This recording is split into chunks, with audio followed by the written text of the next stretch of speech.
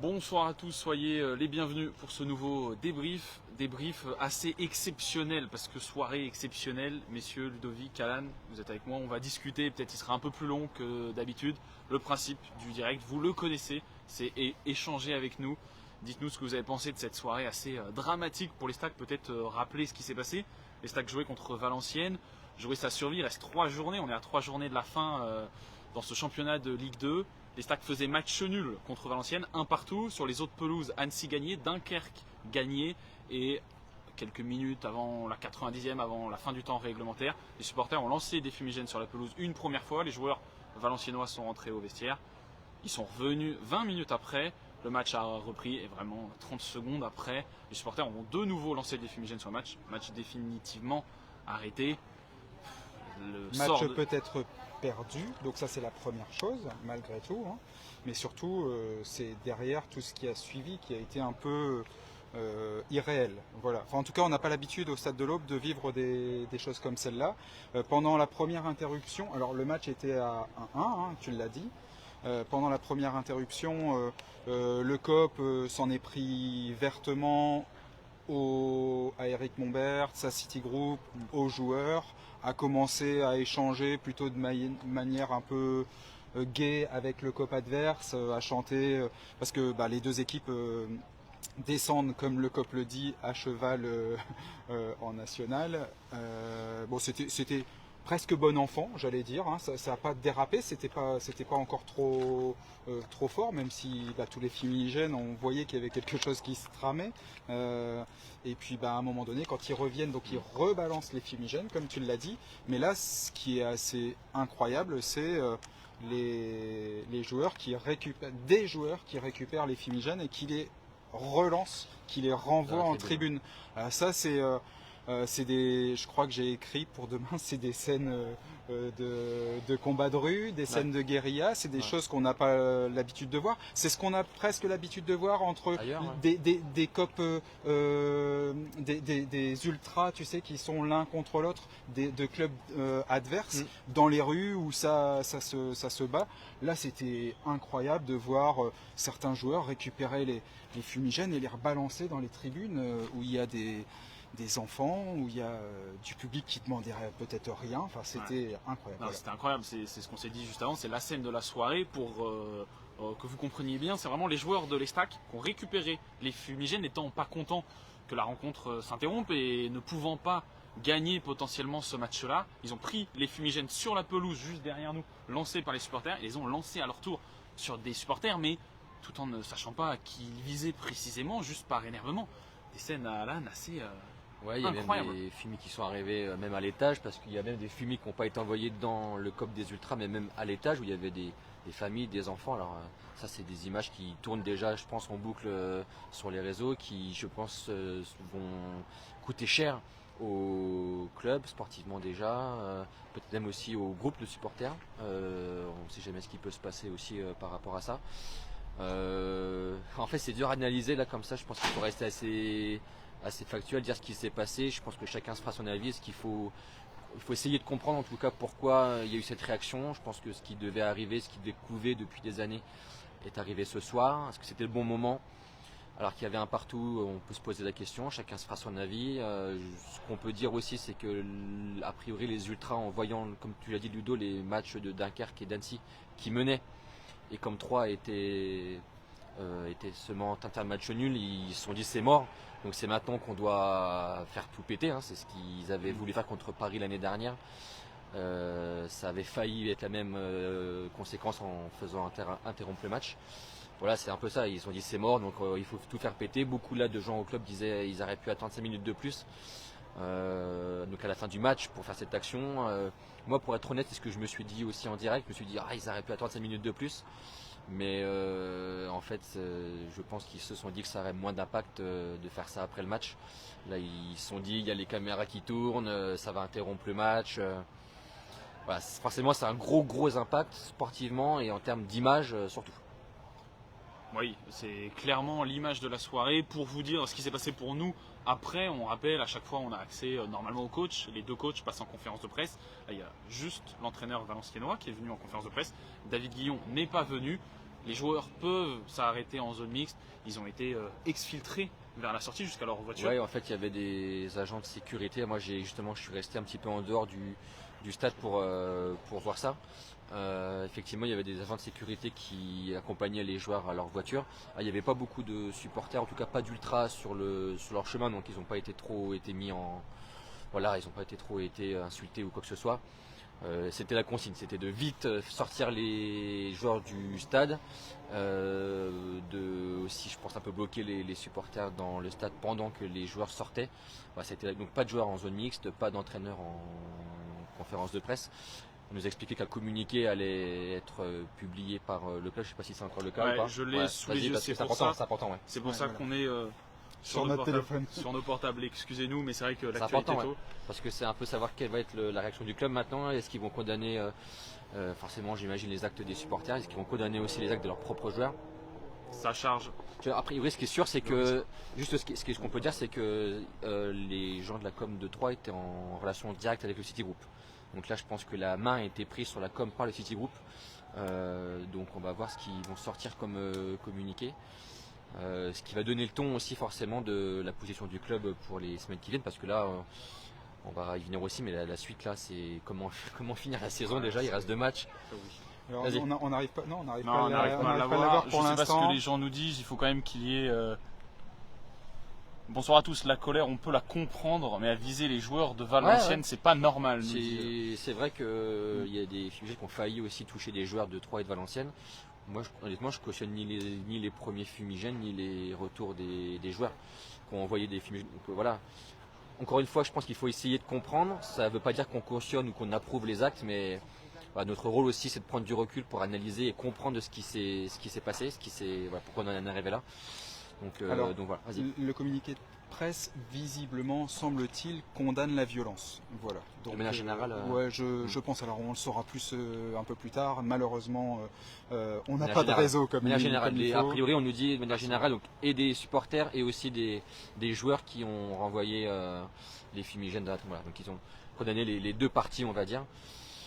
Alors moi, il y a une chose, c'est que j'étais pas en zone mixte, mais en salle de conférence de presse. On attendait la réaction de David Guillon, comme celle d'Ahmed Kantari, l'entraîneur de Valenciennes, qui a lui condamné aussi et qui dit que c'est triste de voir ça dans une enceinte sportive.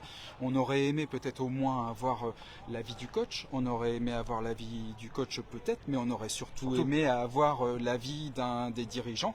Ah ouais. Parce que quand Mathias Barbera, qui est responsable de la communication, vient et nous dit: on va vous envoyer un communiqué de presse, merci de votre compréhension.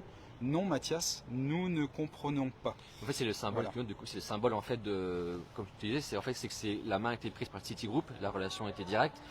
Donc en fait, ici, quel pouvoir ici ont les gens à Troyes sur le sportif, hein, ça on en parle depuis assez longtemps, mais aussi sur la com comme ça, la com de crise pour le coup. Là, c'est le symbole aussi que tous décident loin d'ici. Ouais, c'est vraiment le résumé de la soirée. Ce soir, on parle pas vraiment sportif. Mais sachez que nous aussi, en fait, on était vraiment choqués par ce qui s'est passé. On condamne aussi, à l'image du communiqué de l'Esta qui vient de tomber, on condamne évidemment ce qui vient de se passer, des scènes quand même, quand on y repense. Alors, il faut quand même juste, évidemment que c'est assez incroyable ces scènes. Il faut essayer de comprendre et il faut aussi se dire malgré tout que le COP, pendant 80 minutes, a encouragé son équipe. Les supporters ne sont pas venus pour se payer son club, leur club. C'est quand ils ont vu que les scores étaient vraiment défavorables qu'ils ont dit là il faut qu'on agisse. Ouais, puis voilà. C'est aussi peut-être le trop plein d'émotions, c'est-à-dire que ça fait des semaines, des mois, des années, voilà, qu'on avale des couleuvres, qu'on voit des matchs qui n'ont ni queue ni tête au stade de l'Aube.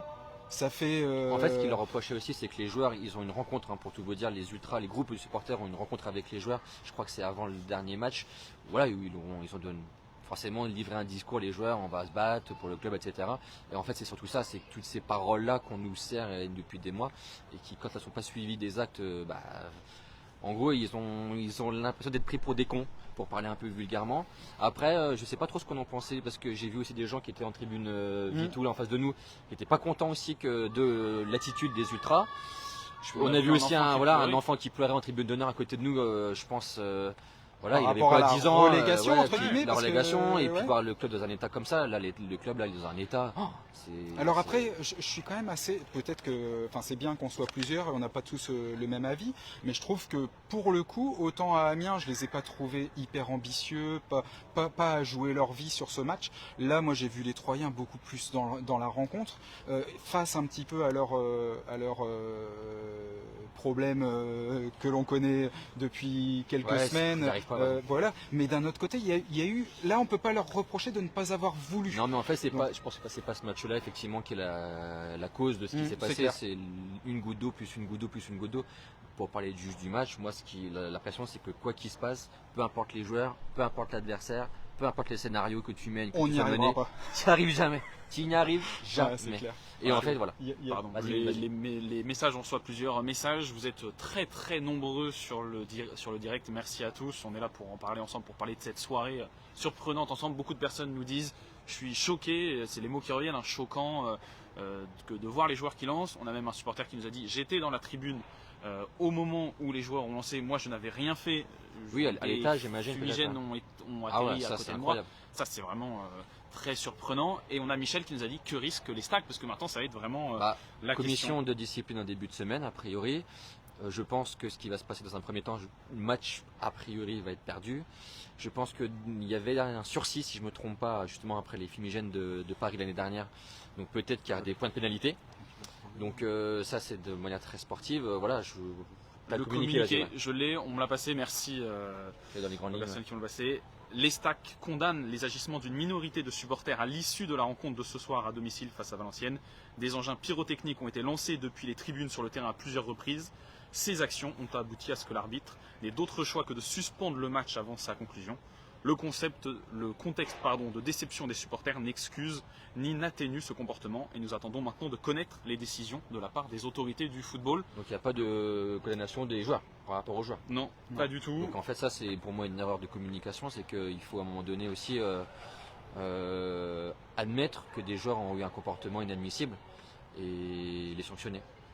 Ça après ça va rien peut-être dans un deuxième temps là. Ouais, mais c'est aussi pour ça qu'on fait des conférences de presse. C'est que quand on a quelqu'un face à nous, on peut poser des questions. Si lui il a un message à délivrer, il délivre son message et puis derrière il s'en va. Mais nous on est là pour le relancer et pour lui poser des questions qui peuvent déranger. Aujourd'hui on va éventuellement, on va se dire forcément que le COP est allé loin. Trop loin, beaucoup de diront trop loin. Et je pense que les gens qui sont dans le COP sont des gens qui sont intelligents, ils sauront qu'ils sont allés loin. Je pense qu'en fait, c'est le moment peut-être que les gens ont pensé que c'était le mauvais moment peut-être. Ouais, mais reste un peu de temps. À un moment donné, on en a marre. Et je peux comprendre aussi leur ras-le-bol. Donc ça, on peut éventuellement se dire, bon allez, voilà. Mais aussi, les joueurs n'ont pas à balancer les fumigènes dans la tribune. En fait, ils jouent contre nous aussi. Ils ont dû se dire, on peut y arriver. Eux, ils y croient encore. Il y a eu les insultes. Il faut savoir que pendant les 20 minutes, déjà Amiens, c'était chaud à la fin du match. Les 20 minutes là, quand même, il y a des insultes qui sont rudes, quoi. Les joueurs étaient là, les joueurs étaient encore sur les Troyens, ils étaient restés sur le terrain. Et ils se faisaient interpeller au micro par le capot des Magic directement. Toi, Lemdar, toi, machin, cassez-vous, tout ça. En fait. Encore une fois, c'est pas pour approuver ou pas ce qui s'est passé, c'est pour vous faire comprendre tout ce qui s'est passé en amont pour que ça arrive à ces débordements. Chacun se fera son avis. Voilà, nous on essaie de prendre le recul pour essayer de comprendre. Oui, c'est exactement ça. C'est comme je l'ai récapitulé au début. Les Valenciennois sont rentrés, mais les Troyens sont restés sur la pelouse. Et c'est ce que tu disais. Et je trouvais que l'un des ultras, en tout cas l'un des supporters de l'Estac qui était situé dans la tribune, qui est dans notre dos, c'était le capot, des Magic. Le capot. Parler dans un mégaphone, les joueurs entendaient très bien, nous en tribune de presse on entendait très bien et insulter littéralement. Et ça avait déjà été chaud encore une fois à Amiens avec notamment Mehdi Tarat.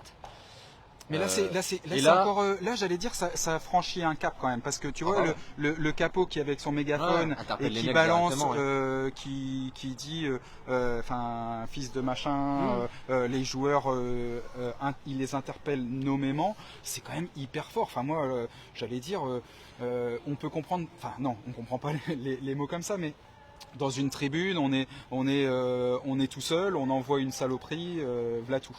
Là c'est avec le mégaphone, tout le monde entend, enfin, c'était assez puissant. Donc je pense que les joueurs, malgré tout, ils sont touchés face à l'orgueil aussi qui parle. Ce qu'avait dit famille, à leurs proches sûrement. Et puis je pense que d'ailleurs je crois avoir vu Renaud Ripard dire à sa famille de partir. il l'a dit comme ça. Faut partir. Et puis il y a, comme disait Mehdi Tarat dans notre journal aujourd'hui, on peut accepter d'être chatouillé, mais il y a des Moi, si limites je à ne pas dépasser. peut-être que tu vas pas me caresser, tu vois. Non. Il y a beaucoup de personnes qui nous demandent, on a reçu beaucoup de messages qui nous demandent comment les fumigènes sont rentrés. On ne peut même pas rentrer avec une bouteille d'eau. Est-ce qu'on a le droit de rentrer avec un fumigène dans un stade? Ouais, ça dans tous les stades du monde, c'est. Il y a des fumigènes, mais je crois qu'officiellement on n'a pas le droit de rentrer avec. Non, on est d'accord.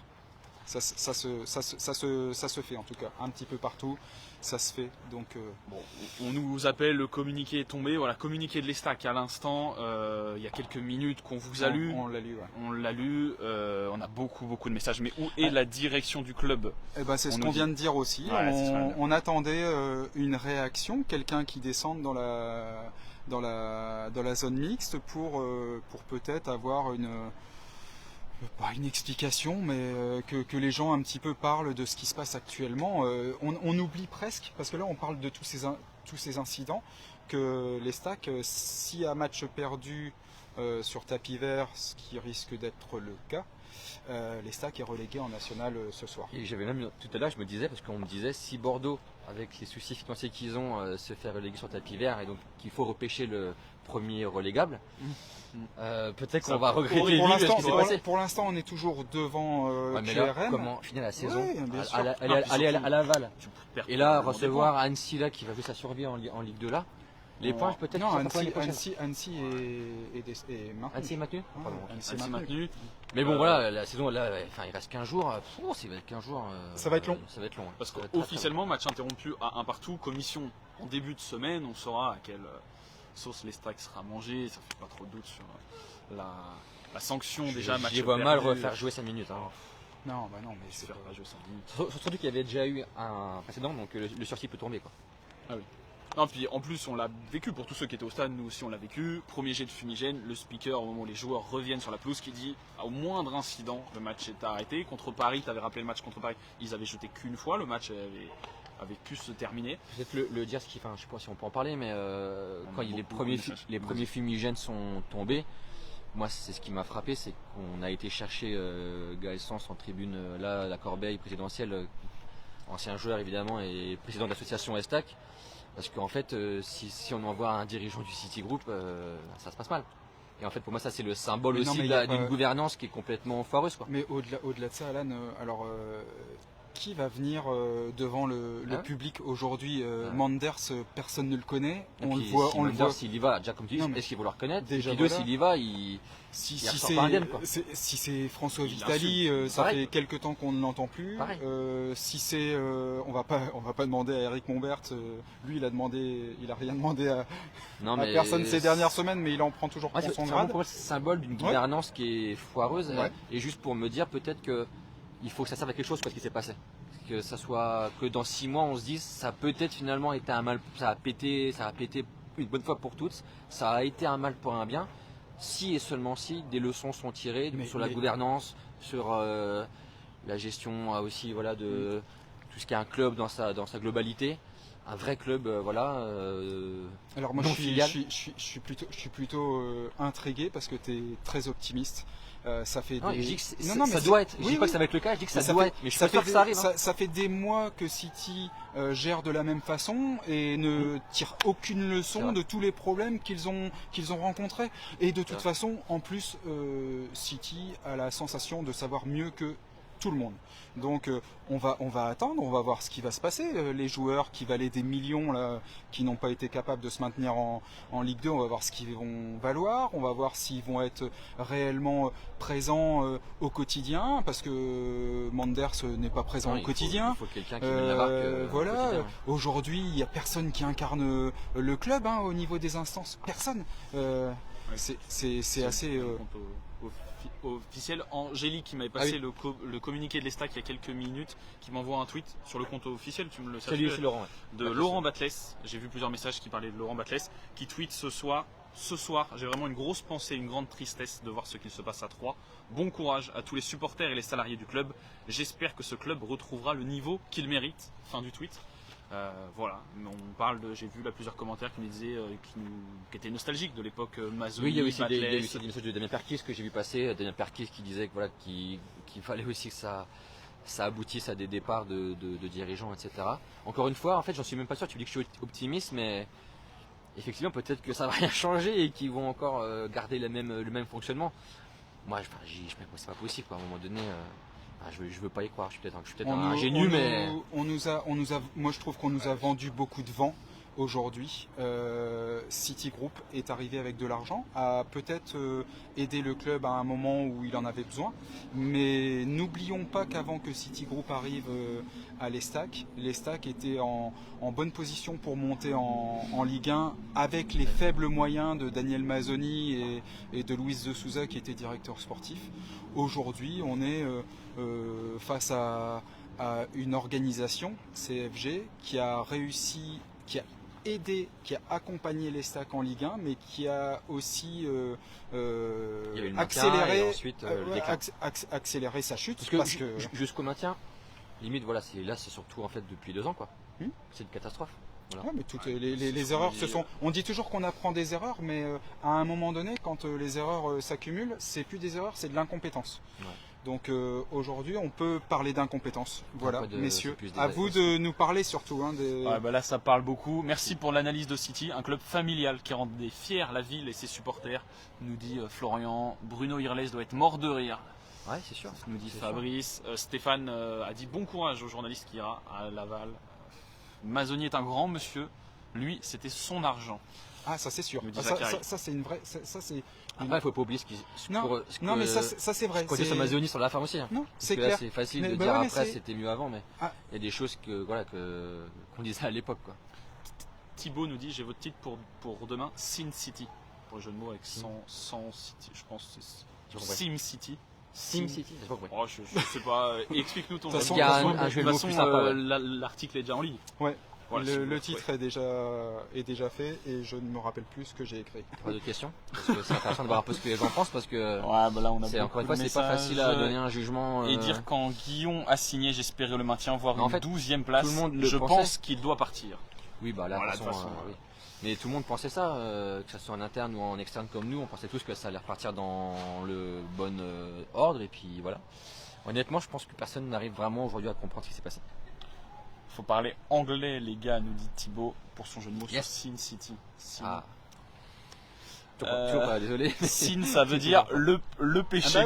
Bah oui, Sin City. D'accord. Okay. Oui mais là à cette heure-ci, désolé, le péché on le fait Thibaut, après. Merci Rico pour la traduction. On parle anglais, on se débrouille un peu mais... on parle pas australien donc c'est bien déjà. C'est pas Guillon le problème, les joueurs ce sont des peintres, nous dit Baptiste. De toute façon aujourd'hui il y a à tous les niveaux il y aura des responsabilités, que ce soit au niveau des dirigeants, du staff, des joueurs. Je pense que tout le monde aujourd'hui a sa part du gâteau, quoi.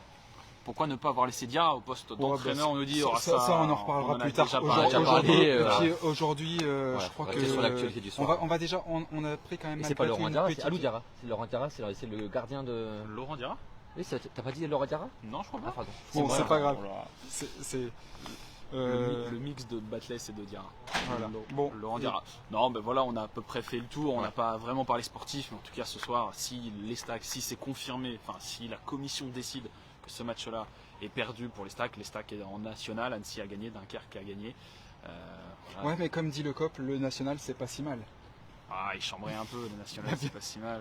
Bien sûr, mais de toute façon, aujourd'hui, nous, on peut rien y faire. C'est pas nous qui allons avoir les clés pour la reconstruction, parce que aujourd'hui, on a beau nous vendre que le club se structure dans bien des domaines, et ben on va voir où on en sera dans quelques semaines. On va voir si la structuration qui a été faite va continuer. On va voir si les moyens qui devaient être mis seront toujours là.